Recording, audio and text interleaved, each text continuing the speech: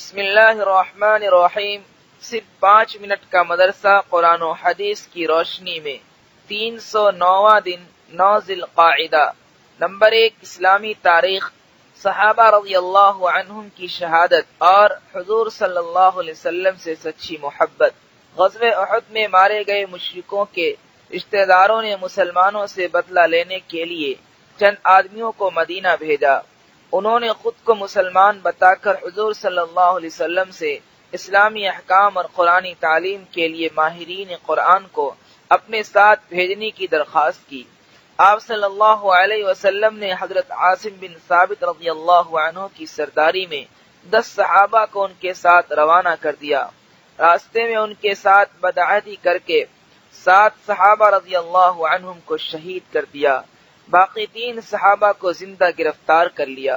حضرت خبیب رضی اللہ عنہ کو ابو سروعہ نے اپنے باپ حارث بن عامر کے بدلے میں شہید کر دیا۔ حضرت عبداللہ بن طارق رضی اللہ عنہ کو مکہ کے راستے میں زہران کے مقام پر شہید کر دیا گیا، اور صفوان بن امیہ نے تیسرے صحابی زید بن دثنہ رضی اللہ عنہ کو 50 اونٹ دے کر اپنے باپ کے بدلے میں قتل کرنے کے لیے خرید لیا۔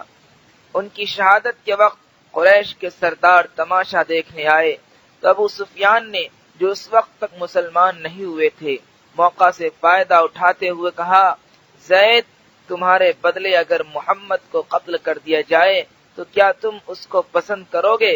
حضرت زید رضی اللہ عنہ نے کہا، خدا کی قسم، مجھے اپنی جان کے بدلے حضور صلی اللہ علیہ وسلم کا کانٹا چبھنا بھی گوارا نہیں۔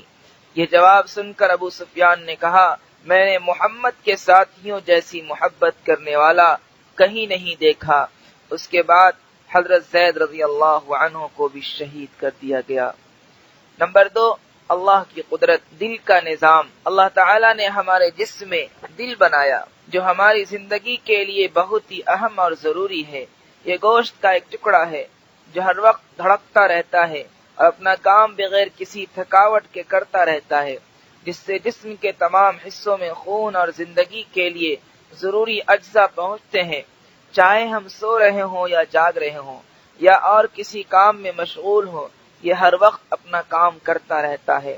اگر یہ تھک کر رک جائے اور اپنا کام بند کر دے تو ہماری زندگی بھی ختم ہو جائے، لیکن یہ اللہ کی قدرت ہے جو ہر وقت اسے اپنے کام میں مشغول اور دھڑکتا ہوا رکھتی ہے۔ نمبر 3، ایک فرض کے بارے میں طواف زیارت کرنا۔ قرآن میں اللہ تعالیٰ فرماتا ہے، پھر حج میں قربانی کرنے کے بعد لوگوں کو چاہیے کہ اپنا میل کچیل صاف کریں اور اپنی منتوں یعنی حج کے واجبات کو پورا کریں اور خانہ کعبہ کا طواف کریں۔ فائدہ، خانہ کعبہ کے طواف کرنے سے مراد طواف زیارت ہے جو کہ فرض ہے۔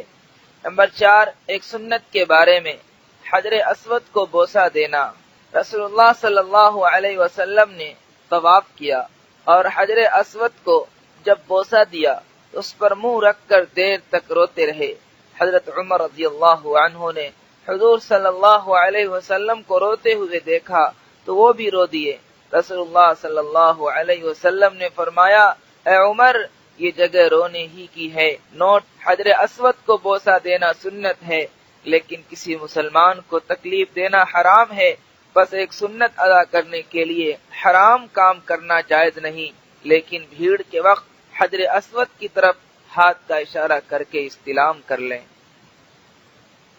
نمبر 5، ایک اہم عمل کی فضیلت، صبح کی نماز کے بعد 100 مرتبہ تسبیحات۔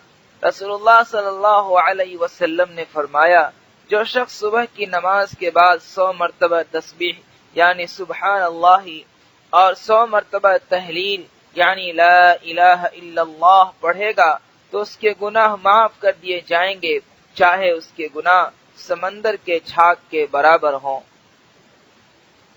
نمبر 6، ایک گناہ کے بارے میں گانا سننا۔ رسول اللہ صلی اللہ علیہ وسلم نے فرمایا، گانا دل میں نفاق کو ایسے اگاتا ہے جیسے پانی کھیتی کو اگاتا ہے۔ نمبر 7، دنیا کے بارے میں پیٹ بھر کر کھانا کھانا۔ رسول اللہ صلی اللہ علیہ وسلم نے فرمایا، کوئی برتن بھرنے کے اعتبار سے پیٹ سے برا نہیں ہے، یعنی جتنا پیٹ کا بھرنا برا ہے اتنا کسی برتن کا بھرنا برا نہیں ہے، اور چونکہ مجبوری ہے کھانا ہی پڑتا ہے، اس لیے 1/3 پیٹ کھانے کے لیے اور 1/3 پیٹ پینے کے لیے اور 1/3 سانس لینے کے لیے رکھنا چاہیے۔ نمبر 8، آخرت کے بارے میں اہل ایمان کا بدلہ۔ قرآن میں اللہ تعالیٰ فرماتا ہے، ان اہل ایمان اور نیک عمل کرنے والوں کا بدلہ ان کے رب کے پاس ایسے ہمیشہ رہنے والے باغ ہوں گے جن کے نیچے نہریں بہہ رہی ہوں گی، یہ لوگ ان میں ہمیشہ رہیں گے، اللہ تعالیٰ ان سے راضی اور وہ اللہ سے خوش ہوں گے، اور یہ بدلہ ہر اس شخص کے لیے ہے جو اپنے رب سے ڈرتا ہے۔ نمبر 9، طب نبوی سے علاج، نیند نہ آنے کا علاج۔ حضرت خالد بن ولید مخزومی رضی اللہ عنہ نے حضور صلی اللہ علیہ وسلم سے نیند نہ آنے کی شکایت کی تو آپ صلی اللہ علیہ وسلم نے فرمایا، جب تم سونے کے لیے بستر پر آؤ تو یہ کہہ لیا کرو، اللہم رب السماوات السبع وما اضلت ورب الارضین وما اقلت ورب الشیاطین وما اضلت کن لی جارا من شر خلقك كلهم جميعا ان يفرط علي احد منهم او ان يبغي علي عز جارك وجل ثناؤك ولا الہ غیرك ولا الہ الا انت۔ نمبر 10، قرآن کی نصیحت۔ قرآن میں اللہ تعالیٰ فرماتا ہے، اللہ کا سہارا مضبوطی سے پکڑ لو، وہی تمہارا کام بنانے والا ہے۔ جس کے کام بنانے والا اللہ ہو تو اللہ تعالیٰ کیا ہی اچھا کام بنانے والا ہے اور کیا ہی اچھا مددگار ہے۔